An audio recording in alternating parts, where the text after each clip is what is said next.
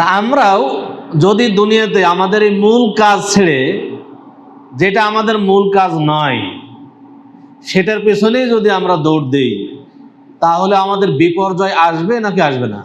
আমরা যদি ইসলামের বিধান সুন্দরভাবে মেনে চলি, তাহলে কি আমরা নিরাপদে থাকবো, না মেনে না চললে নিরাপদে থাকবো? দিনের কাজ করলে আল্লাহর দাসত্ব করা হবে না অবাধ্যতা করা হবে? যখনই আপনাকে দিনের কাজে ডাকা হয়, শয়তান বলে যে ওগুলো বাদ দে, যুবসংঘগুলো বাদ দে, এখানে এসে তুই ব্যবসা করলে 1000 টাকা ইনকাম করবি। আসসালামু আলাইকুম রহমতুল্লাহি ওয়া বারাকাতুহু। আলহামদুলিল্লাহ ওয়াসসালাতু ওয়াসসালামু আলা রাসূলিল্লাহ ওয়া বা'দ।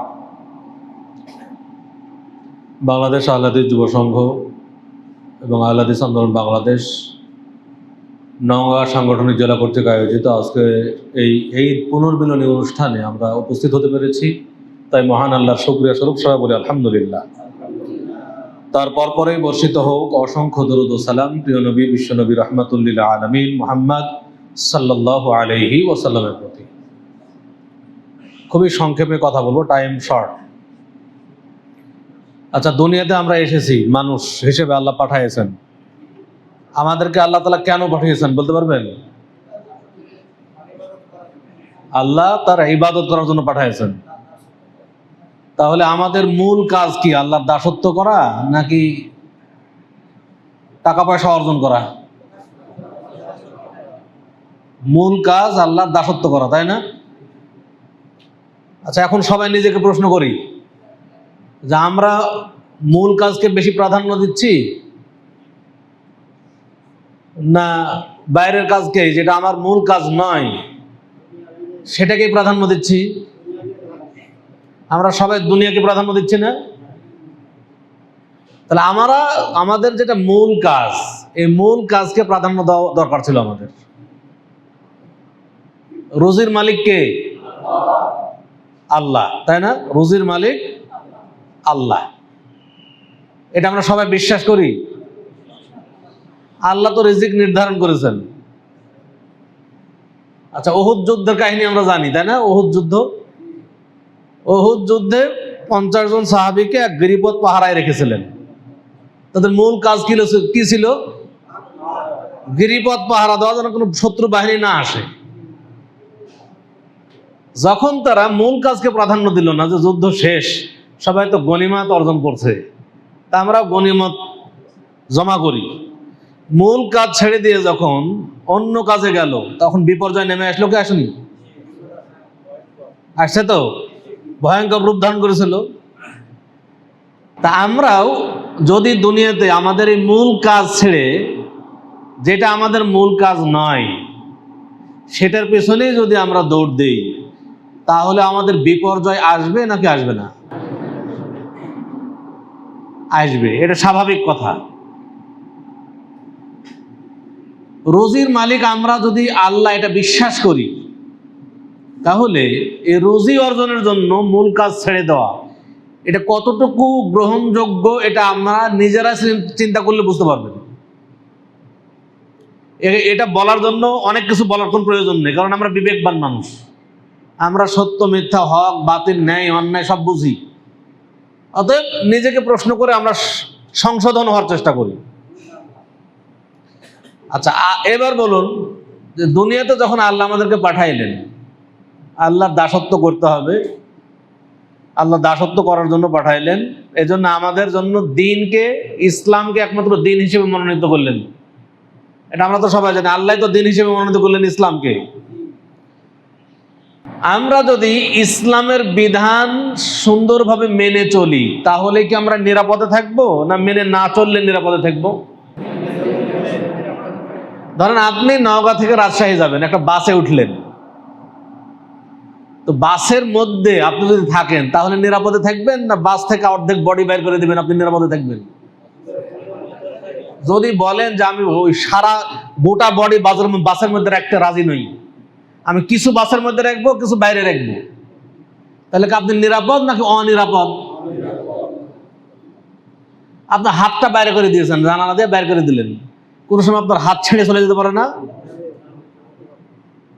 তাহলে ইসলাম এমনই। কিন্তু আমরা যদি ইসলামকে বাসের মতো মনে করি, তাহলে আমরা যত ইসলামের মধ্যে থাকব, যত ইসলামের বিধান মেনে চলব, তত আমরা নিরাপদ, দুনিয়াতে নিরাপদ, আখেরাতে নিরাপদ। আমরা যত ইসলাম থেকে বের হওয়ার চেষ্টা করব, আমরা তত অনিরাপদ। আমাদেরকে জাহান্নামের আগুন গ্রাস করবে, বিভিন্ন বাতিল মতবাদ আমাদেরকে গ্রাস করবে। যখন আমাকে ভালো মানুষ বলতো, ইসলামের মধ্যে যখন আসি, সব বিধান পালন করছি, সব মানুষ আমাকে ভালো বলতো। যখন ইসলাম থেকে আস্তে আস্তে বের হয়ে যাচ্ছে, মানুষ বলবে লোকটা খুব শয়তান, মানুষই না, এটা মানুষ হিসেবে গণ্য করবে না। যদিও আমার দেখতে চেহারায় মানুষ, কিন্তু মানুষই বলবে যে লোকটা মানুষই না। কেন? যে ইসলাম মানি না, আল্লাহর বিধান মানি না, আল্লাহ যা নিষেধ করেছেন তাই করি। এজন্য আমাদের দিন বিমুখ হলে চলবে না। বর্তমান জামানায় আমরা হয়ে গেছি দিন বিমুখ। দিনের কাজের প্রতি আমাদের আগ্রহ খুব কম, দুনিয়াবি কাজ খুব আগ্রহ আমাদের। ধরেন উদাহরণ, আজকে যদি এখানে ঘোষণা দেওয়া হয় যে আজকে ফজরের জামাতে যে উপস্থিত হবে, তাকবীরে তাহরিমা যদি ধরতে পারে, তাহলে 1000 টাকার একটা করে নোট দেওয়া হবে, যদি বলা হয় এখন। আচ্ছা বলেন তো, এই মসজিদে জায়গা হবে? প্রত্যেক বাবা মা তার কোলের শিশুকে পর্যন্ত যাবে মসজিদে 1000 টাকার একটা নোট নিয়ে আই, বলবে কি বলবে না? কোলের শিশুকেও বলবে যে আয়সা এখানে মসজিদে ঢুকাই দিবে, মা আয়সা এখানে মসজিদে ঢুকাই, বলবে 1000 টাকার নোট নিয়ে তো বের হয়ে। তাহলে এই যে দুনিয়া অর্জনের জন্য আমাদের আগ্রহ কত, কিন্তু মসজিদে আসলে সালাত আদায় করবো, জামাতে তো নেকি অর্জন করবো, এর বিনিময়ে জান্নাত হাসিল করব, এটা মনে হচ্ছে আমাদের কাছে এটা বাকির খাতায় পড়ে থাকতেছে। মানে নগদে যা পাই তাই ভালো, বাকি কবে মরবো, কবে জান্নাতে যাব, এটা বাকির ব্যাপার। এটা হলে হবে না। নওগাঁ জেলায় যারা বসবাস করছি আমরা, আপনারা সবাই নিজেকে মুসলিমই তো দাবি করি, তাই না? সবাই মুসলিম, কিন্তু দিনের কাজে কেন আমাদের মানে আমরা ডাকলে পাই না? যখনই দিনের কাজে ডাকি তখনই কিন্তু অনেক ব্যস্ততা, কে কত কাজে ব্যস্ততা কোন কাজে? সব দুনিয়াবি কাজ, কিন্তু অথচ ওই দুনিয়াবি কাজের জন্য আল্লাহ আপনাকে পাঠাননি।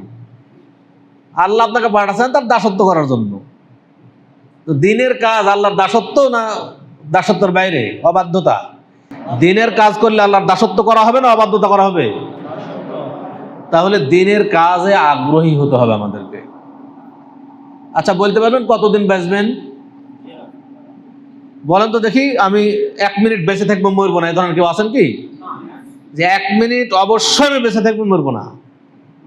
তাহলে যেই জীবনের 1 মিনিটের বিশ্বাস নাই, 1 সেকেন্ডের বিশ্বাস নাই, সেই জীবনে সুখ লাভ এটা ভালো, না যেই জীবনের শেষ নাই সেই জীবনে সুখ লাভ ভালো?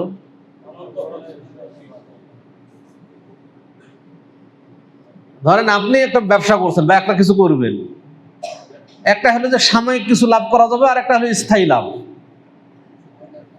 প্রতি মাসে কিছু ইনকাম আসবে, ধরেন প্রতি মাসেই বা প্রতিদিন কিছু কিছু ইনকাম আসবে, এটা আপনার জন্য ভালো, না একদিনে 10,000 টাকা পেয়ে গেলেন আর পাবেন না কখনো, এটা ভালো? সবাই আমাদের বিবেক কি বলবে যে না, আমার একসাথে 10,000 টাকা পাওয়ার চাইতে প্রতিদিন যদি আমি 1,000 টাকা করে পাই, এটা সবচেয়ে ভালো, তাই না?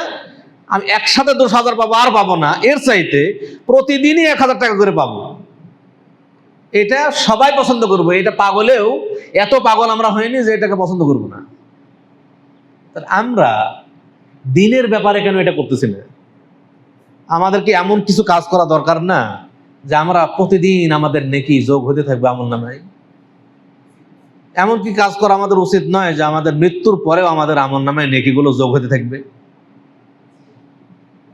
এটা হওয়া উচিত। যখনই আমরা এটা করতে পারবো, দেখবেন এটা আমাদের জন্য জান্নাতটা সহজ হয়ে যাবে, দিন পালনটা আমাদের জন্য সহজ হয়ে যাবে। আর যখন দুনিয়াকেই প্রাধান্য দিব যে না আমার দুনিয়াতে অনেক কিছু করতে হবে, তখন কিন্তু আপনার মন চাইবে না দিন পালন করতে, কারণ আপনার মনে বলবে যে না আমি এই সময়টা যদি একটু কাজে লাগাই তাহলে তো আমি অনেক টাকা অর্জন করব। তাহলে আপনি ওই 10,000 টাকা ইনকামের পথে আপনি গেলেন, কিন্তু প্রতিদিন 1,000 টাকা ইনকাম হবে, এই পথ থেকে আপনি বিচ্যুত হইলেন। সম্মানিত উপস্থিতি, বর্তমানে আমাদের দিন বিমুখতার একটা বড় কারণ হলো প্রবৃত্তির পূজা। আমরা সবাই আমাদের মনের পূজা করছি, মন যা বলে তাই করি। শয়তান আমাদের প্রকাশ্য শত্রু, তাই না? শয়তান কি আমাদের গোপন শত্রু না প্রকাশ্য?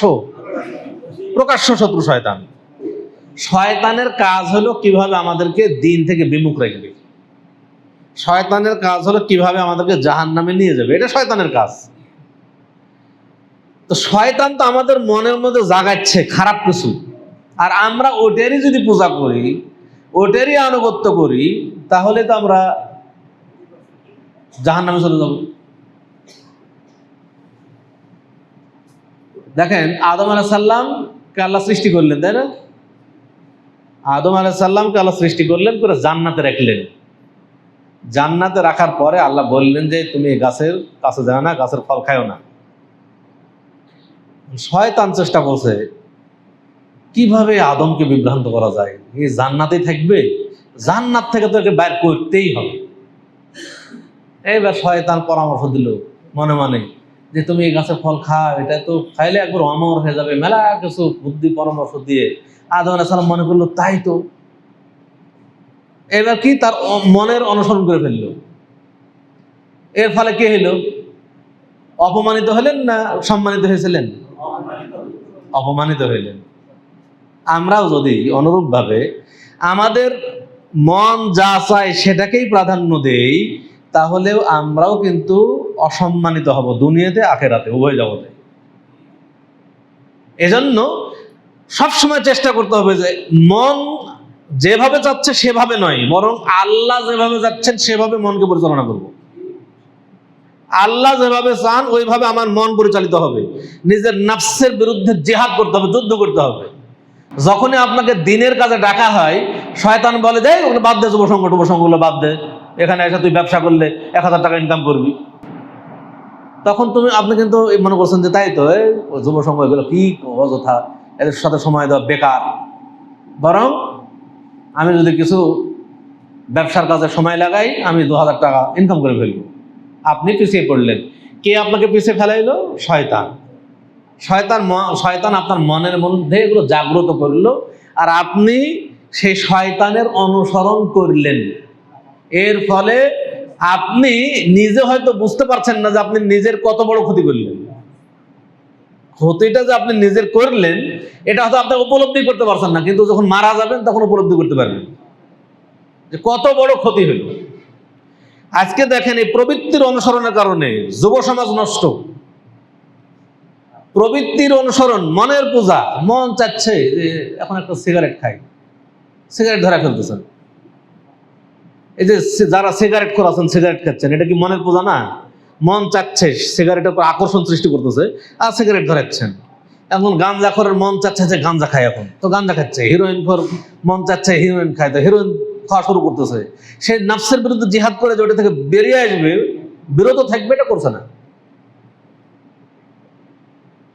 বর্তমান জামানার যুব সমাজ 31st নাইট আসলেই তার মনে জাগ্রত হয়ে যায়, শয়তান জাগ্রত করা, এই 31st নাইট আসতেছে, যত আনন্দ আয়োজন এনজয় করা যায়।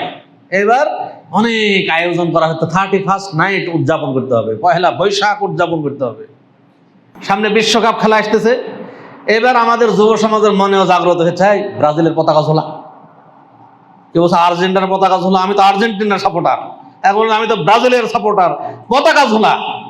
এবার কেউ কেউ বলছে যে ছোটখাটো পতাকা ঝোলাইলে হবে না, কিলোকে কিলো বাংলাদেশের নামে সারা বিশ্বে যে আমার পতাকা সবচেয়ে লম্বা, এবার সবচেয়ে লম্বা পতাকা ঝোলায় সে মনে করছে যে আমি কত ভালো কিছু করলাম, তাই না?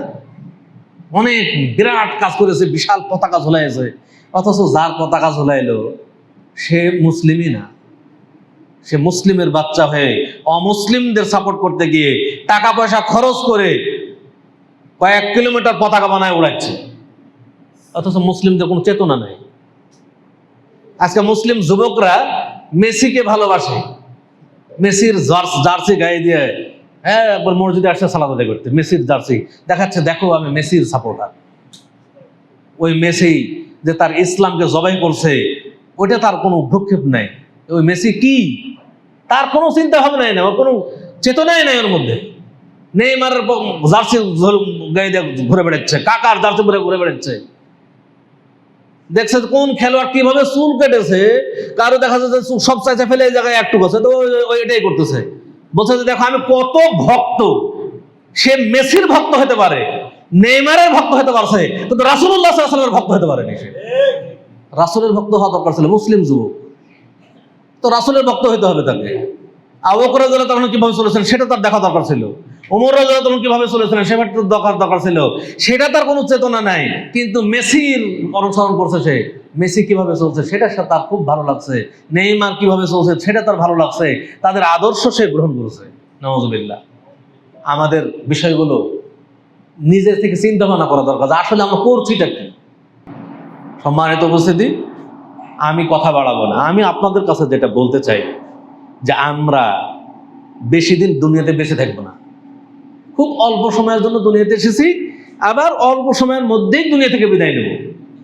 যতটুকু সময় দুনিয়াতে আছি কিছু কাজ করি, দিনের কাজ কিছুটা করে যায়, যেন এই কাজটাই আমি মারা গেলে জান্নাতের কারণ হয়ে যায়। আল্লাহর কাছে যদি একটা কাজ আপনার সন্তুষ্ট মানে জনক হয়ে যায়, আল্লাহ খুশি হয়ে যান কোনো একটা কাজে, সেটা আপনার জন্য জান্নাতের কারণ হয়ে যাবে। আপনি একটা মানুষকে দাওয়াত দিলেন, একটা মানুষকে দাওয়াত দিয়ে সেই ব্যক্তিটা যদি গ্রহণ করে দাওয়াত, এটা যদি আপনার জন্য জান্নাতের ওসিলা হয়ে যাবে। পরিশেষে বলবো, বাংলাদেশ আহলাদের যুব সংঘের একটা মুখপত্র আছে, পত্রিকা, কি নাম জানেন আপনারা? তাওহীদের ডাক। আরেকটা আমাদের সবচেয়ে প্রসিদ্ধ পত্রিকা কি আছে? মাসিক আত-তাহরিক। এই পত্রিকা। আরেকটা পত্রিকা আছে আমাদের, বলেন তো কি? সোনামণি প্রতিভা। তাহলে সোনামণি প্রতিভা, তাওহীদের ডাক, মাসিক আত-তাহরিক, এই পত্রিকাগুলো আপনারা নাম জানেন তাই না? পড়েন কয়েকজন? হাত বন্ধ দেখি। একবার হার্ড কপি, মানে যেটা ওই মোবাইল টোবাইল না।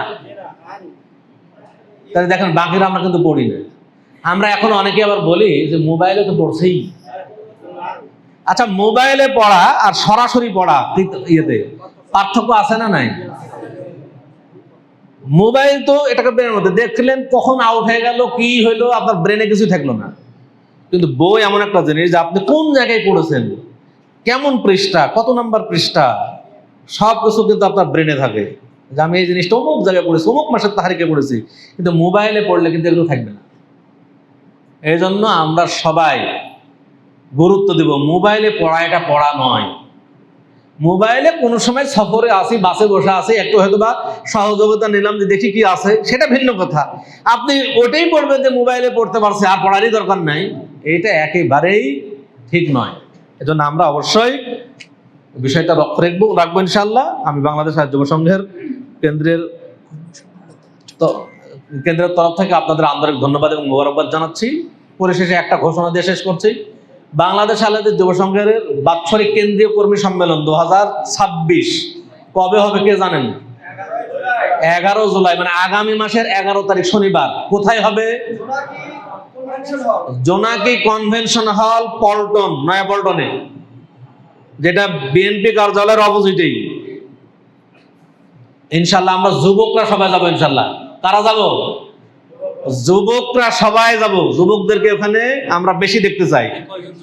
কয়জন যুবক আছেন? কয়জন? সব তো মুরব্বী দেখছি। যুবক কয়জন আছেন? হাত নামতে দেখি। যুবক, এই যুবকরা সবাই যাবেন তো ইনশাআল্লাহ? যুবকরা সবাই যাবেন। দেখেন ইনিও হাত উঠাইছেন, মানে আসল যুবক। যাই হোক, আল্লাহ তার যুবকত্ব আরো বাড়িয়ে দিন। আল্লাহ আমিন।